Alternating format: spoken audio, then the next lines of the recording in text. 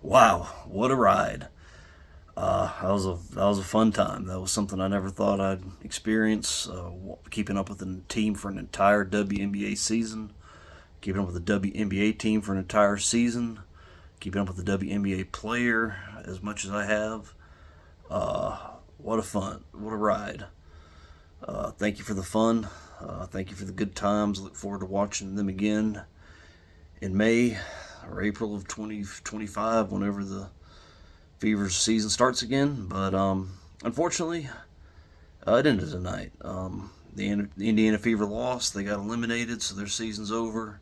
Caitlin Clark's rookie season is over, and the WNBA's season is over as well. Oh yeah, they're gonna finish playing their games out, but nobody's gonna care.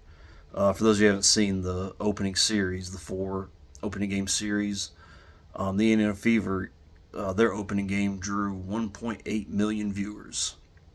The other three all drew in the 400,000s, so they more than quadrupled all the other ones. So yeah, back to irrelevance, back to the dark ages. I'm certainly not going to watch any more of these games this year.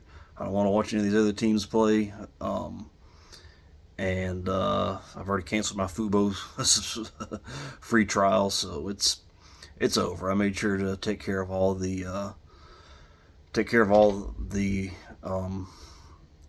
details now, and won't be watching any women's basketball until, like I said, until April or May of 2025, whenever they decide to start.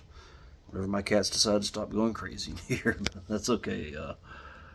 I just gotta give the Indiana Fever a lot of credit for the resilience they showed tonight. They got off to a big lead. Connecticut raced that lead very quickly, and there was really never any point that I thought they would win the game until the last 2 minutes. When they came down from down 11 in the fourth quarter to take the lead, I thought, man, they might be taking this back to Indiana. The WNBA season might have another game left in it, and who knows, maybe another series left in it if they could pull it off there, but it wasn't to be.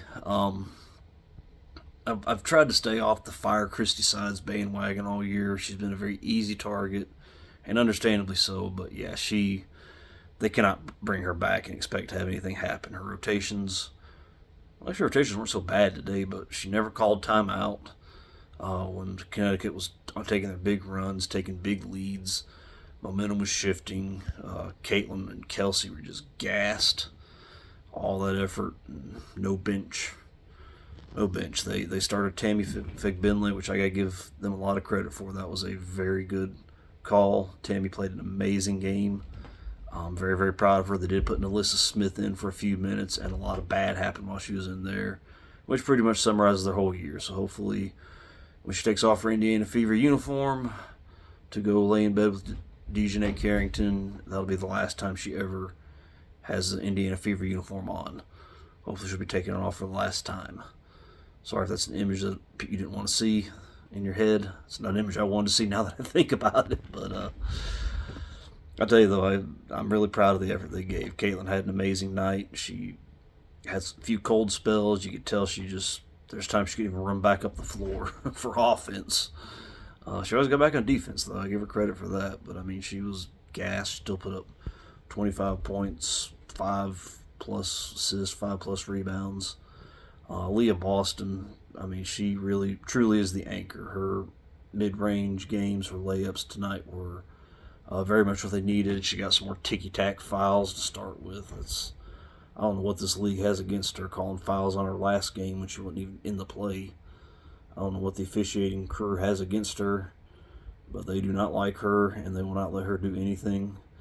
Lexi had a pretty quiet night, but Kelsey Mitchell shot some very key threes, and she took it to the rim. Again, watching her go to the rim, I compared her to Allen Iverson in the last video, AI. The announcers, who were trash again tonight, it's kind of a formality at this point, but they were comparing somebody else to AI, and I'm like, no. People like me, we watched Allen Iverson. We know what he looks like. And there's only one AI. I will say even Kelsey Mitchell's not AI, but there are elements of her game that really reminds me of him, and that's a great compliment to her. She has her own game. She's a very unique player, and man, I just want to see her and Caitlin and Aaliyah Boston play together for a long, long time. Hopefully, Lexi Holmes will. I really think they can build that. They need a deeper roster around them. They need to figure out that fifth spot. And I'll tell you one thing: they need to keep Erica Wheeler. The Indiana Fever's MVP tonight was Erica Wheeler. I don't know, her stat line probably looked pretty paltry, but she came out there and she brought some physicality and some sauce to it.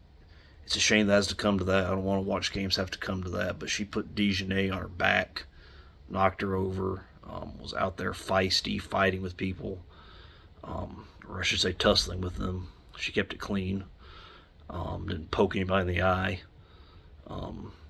She was what they needed. I hope they can keep her and really give her a substantial role next year and really get some more depth on the bench. I really think she can, provide Caitlin Clark with some spells. She did this year, and where Caitlin's not going to be just completely, dead legs, exhausted at the end there. Connecticut Sun, it's hard to find a less easy to like team than them. They are not a likable team, and they're back to irrelevance now. So I hope they enjoyed these two games where people actually watch them, because they're going to be back to the 400,000 if they're lucky watching them. These million-plus viewers, these really excited packed home crowds that were cheering much more for the Fever than they were for the Sun. You could hear it through the telecast. It's over. You had DeWanna Bonner sitting there tussling with Caitlin Clark, 4 inches taller, longer, more experienced, picking on her. I mean, you talk about it's like, really? Like, we've been here before. Well, act like it. Watching her brick and brick and brick, just crazy. Marina Mayberry, I said it again. I said it before, I'll say it again. She's soft. She left the Chicago Sky because the first game was an aberration for her. Tonight was who she was. She had a big three at the end, but she cannot do that for a full game, night after night, the way Caitlin Clark can, the way Kelsey Mitchell can, the way, might not be for threes, but the way Aaliyah Boston can. Marina Mayberry could not maintain her spot on the Sun, or the Chicago Sky, and have the kind of success that and have any kind of success. She needs to be on a stacked team like the Sun and be able to pick and choose her spots and have a big night here and there. She just does not have it. She does not have what Caitlin Clark has. We're talking about her tenacity and all that. Well, no. She does not have what Caitlin Clark has. Dejanay Carrington, I've talked about her ad nauseum, but was she even on the court tonight other than getting knocked over by Erica Wheeler? I don't even know she's on the court tonight. She did not play any role. It didn't matter. Her teammates did it all for her. They had that lady with the 2 last names. I can't remember her name. Her name's really not important. No offense to her, but maybe that's salt. But she played a big game. Alyssa Thomas, who playoff AT, had moments where she looked great and moments where she disappeared. But when you're on a team like the Sun, you can do that. And again, that's the problem. That's why the WNBA is such trash. 12 teams. 12 teams. After 27 years, you only got 12 teams. And so, of course, you're going to have stacked teams, a very small concentration of talent, and you're going to have 3 or 4 superstars on every team. So expansion can't happen fast enough, and whatever extra money and revenue the WNBA makes needs to go to Caitlin Clark for bringing these eyes to them that they would not have had otherwise. So congrats to the Connecticut Sun on their win and getting to go back to the dark ages and social media where they want to be. They get to go back to being social media darlings, and they get to sit back and, just be good sometimes. Each individual player can be good sometimes and then just disappear for quarters at a time. That's who they are, and that's what they're worth. And seriously, DeWanna Bonner going on with Caitlin Clark all these years. She has never been what Caitlin Clark is, ever. And using her 4-inch height advantage and acting like she's done something she didn't even really slow her down tonight. Um, she ran out of gas, but yeah, that's okay. The Suns are irrelevant. I guess they've been in this situation a lot and have not won the championship and keep falling short. Maybe they'll win it all and nobody will notice, or maybe they'll fall short again and nobody will notice. It's one of the two, and I don't know. I doubt. I'm not even gonna score watch. Maybe it'll flash across the bottom or something like that, and I'll see it. But yeah, I give Indiana a lot of credit, and I can't thank them enough for a very fun season. I look forward to doing it again next season, watching them again. Um, but yeah, Chrissy side she has to go. Indiana's half court offense was garbage. It was bad. I mean, they couldn't pass the ball. They didn't know what was going on. So disjointed. At one point, Tammy Figbenley, I think it was, had the ball, and all the other four ran away from her. And she's standing there looking. She picked up her dribble, looking for somebody to help her out, and nobody was coming. So, yeah, I mean, you can't do that. I mean, I don't care. You got to have a professional level head coach to make sure stuff like that never happens. On that one play when they had 2 seconds left on the clock when the ball went out of bounds, they had Lexi Hull inbounding the ball instead of Caitlin Clark, who is the best passer in WNBA history as far as passing ability. Why was she not throwing that ball in? That is just, you can't do that. Like I said, I've tried to stay off the firesides thing just because everybody else is saying it too, but you got to fire her. They got to make sure that's the last game she ever coaches for the Fever. They brought somebody else in. Hopefully she can find an actual coach for this team and an actual GM to put a real team around Caitlin with a good bench and a solid power forward spot. Who's going to do some of the things that Erica Wheeler did. I don't think she was playing the forward spot, but it's going to go out there, be physical, and take the fight to them. And overall, the Fever, for the most part, took the fight to the Connecticut a lot tonight. And I like to see that. I should say that back. I do remember Dejanay Carrington on the floor. She got a contact knocked out again. Good Lord. I mean, this is the league. I mean, that's the WNBA. So Caitlin Clark cannot ascend fast enough to take over and start winning these championships.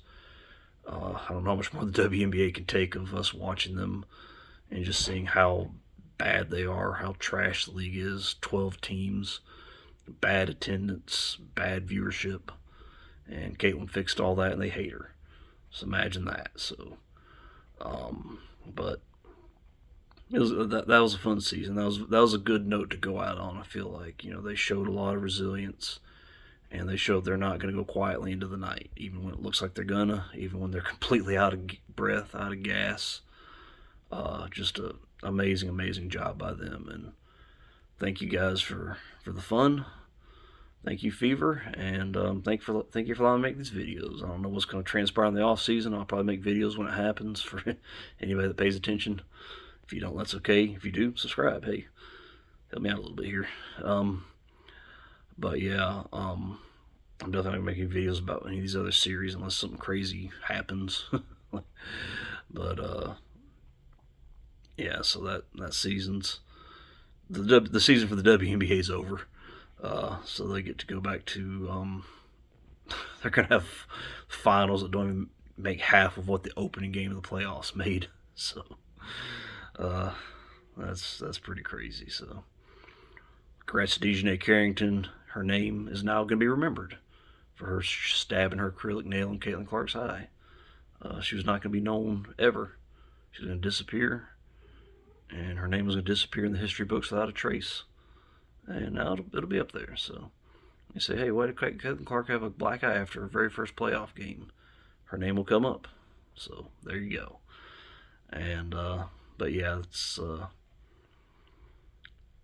and yeah, she's definitely going to take this off season and not play anything competitive. She needs that break. She went straight from a finals run with Iowa straight to the Fever and the crazy schedule they had, and right into the playoffs. She needs a break. I'll be interested to see what she can come back with fresh legs, fresh mind, and she's going to go to the lab and work on some stuff. Her mid-range game was spectacular tonight. I can't wait to see what she comes back with that. Obviously, the floater she's been working on, you didn't see that tonight, but she just had some good pull-up mid-range shots, and I bet you're going to see a lot more of that next year. Obviously, he's going to shoot the threes a lot to keep them honest, to make sure they have the defender for 94 feet. But it's going to be fun. Like I said, it's kind of sad I won't get to see the Indiana Fever again until for another 5 months, whatever it is. But hey, it was fun. That was fun while it lasted. And like I said, I'll pay attention to other stuff, make videos about it, and come back to them. So thank you guys for watching. Thank you to the Fever for a fun season. And hey, I'll talk to you soon. Maybe I'll do a midweek preview of the Panthers versus Bengals. And then again, maybe I won't. Who knows? Take care, guys.